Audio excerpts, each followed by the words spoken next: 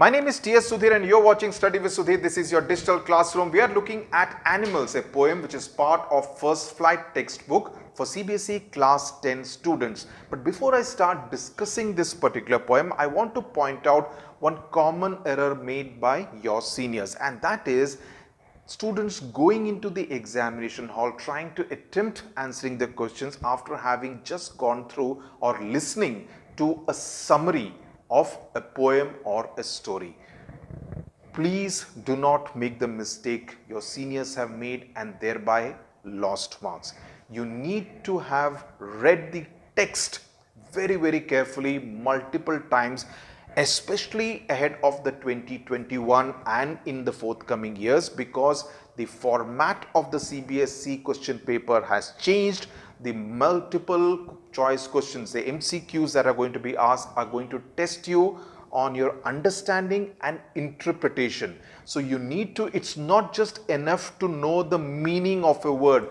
You also need to know it in the context of where it is placed in a story or a poem. Okay, so the other mistake that many students make, unfortunately, is to try and understand a poem or a story in a regional language. It could be Tamil, it could be Marathi, it could be Punjabi, it could be Hindi. Please don't do that. Try to understand it in simple English, because when you do that, you will get used to listening to the words being explained in English, so that it will help you while you're answering the question.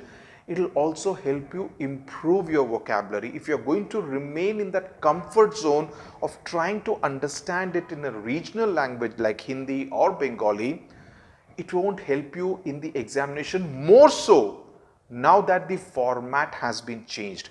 It's not so easy that 4 choices are given in the MCQs and it will be very easily be able to identify the correct one. The difference between A and B and C and D will be very minuscule.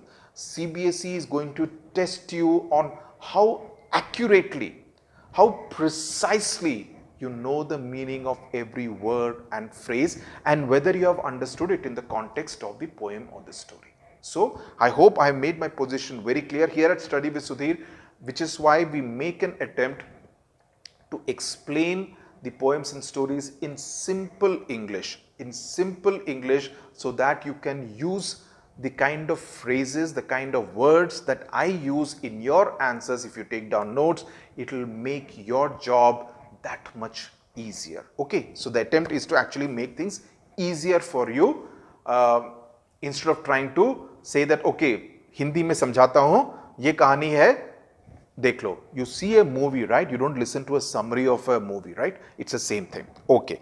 Now, in this particular poem, Walt Whitman, as I said, is talking about he's praising animals for being better than human beings and for possessing qualities like calmness, lack of greed, and the fact that they stay happy and contented unlike the human beings. Okay. Let's go through the paraphrase of the poem so that you can understand it better. I think I could, and the first in the NCERT textbook, it's also written that the poet tells us that he feels more at home with animals. Now, more at home with animals, what does it mean? That he feels comfortable, more comfortable in the company of animals than human beings, who he actually finds complicated and false. False means, wearing a mask, that what I am not showing to the other person what I am. Okay, I'm showing a different face to the other person, it's like wearing a mukhota. Let's look at the paraphrasing of this particular poem. I think I could turn and live with animals. They are so placid and self-contained, and stand and look at them long and long. A very significant first stanza. Placid means being very calm. Self-contained means being very contented, very satisfied with yourself. The word turn is very important, and it could actually have 2 meanings.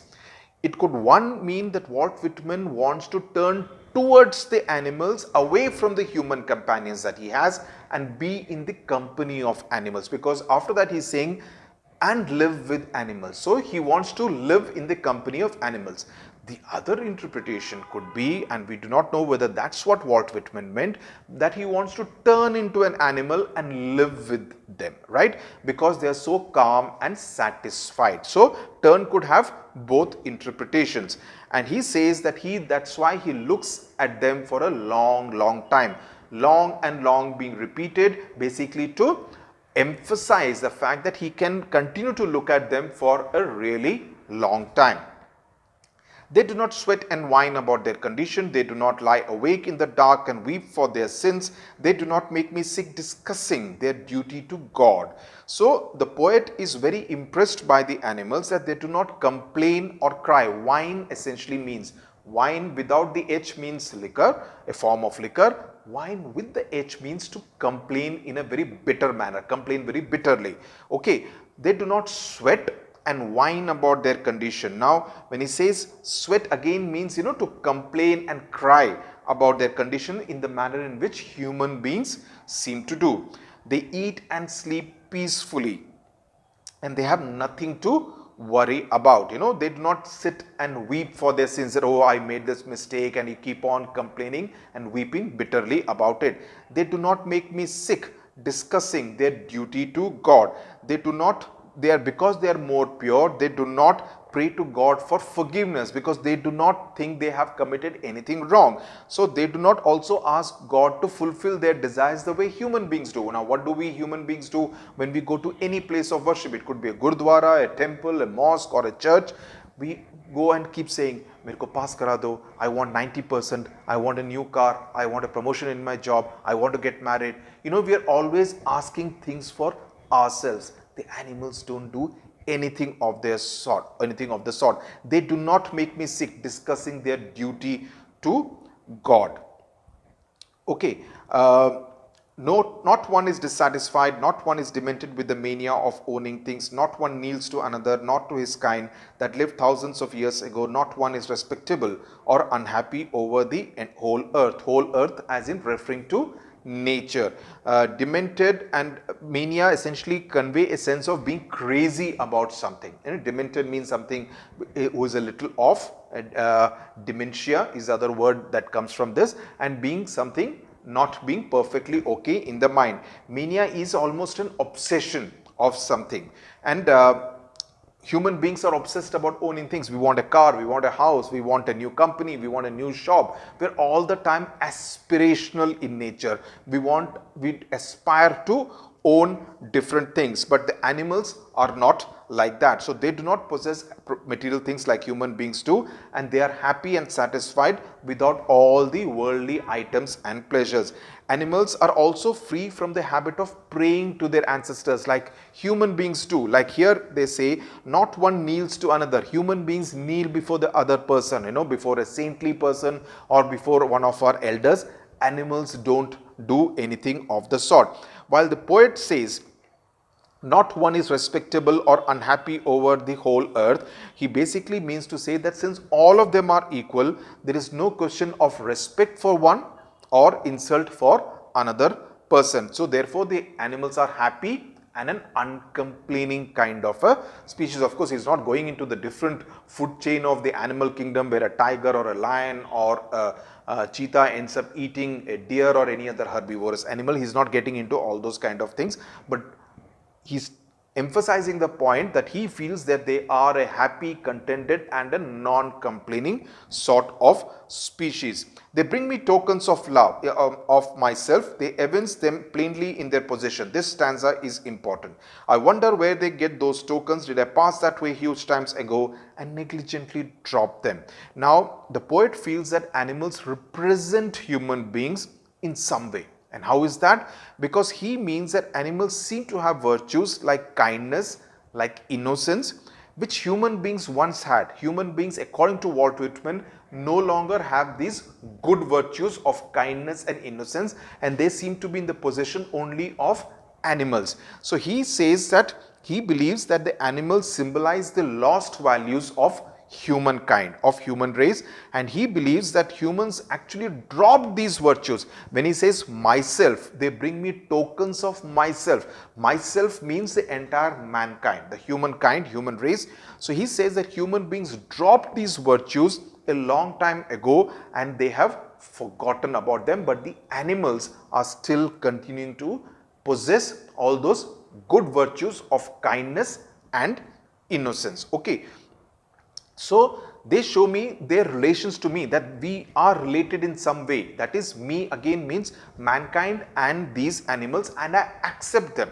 And I accept them because I like the kind of good virtues they are still possessing, which the human race has forgotten about. Okay. So, you could get a stanza, 2 or 3 lines, and asked words from it, which is why words like wine, like placid, etc., you should know the meaning in the context of the entire poem. Turn and live with animals, I have already explained the 2 different meanings to you. What are the tokens that the poet says that he may have dropped a long time ago and which the animals have kept for him? Because he believes that human beings and animals have similar basic instincts, and while civilization has changed mankind, Homo sapiens, to a large extent, these basic instincts are still being preserved by animals. In fact, that is why when people are more aggressive in nature, etc., we refer to them as animal kingdom, almost in a derogatory way. But Walt Whitman here making the point that animals actually are much more kindly disposed than the human beings. In Bihar, when the elections are held, we always talk about, Jungle Raj will come, again referring to it as a negative connotation. But that's not the point that Walt Whitman is making out here. He's instead making the point that the animal kingdom is a much more of a calm and kind of place than the human kingdom. He believes that the animals help the humans to reconnect to their true self. So, man seeks comfort in the company of animals, which is what he has written right in the first sentence of this particular poem, that I could turn and live with animals, they are so placid and self-contained. You could get a question as to mention 3 things which animals do and human beings do not, humans do and animals do not do. So that's as far as this particular poem is concerned. You also need to know that Walt Whitman was a very prominent American poet. Many of his poems are actually very complicated.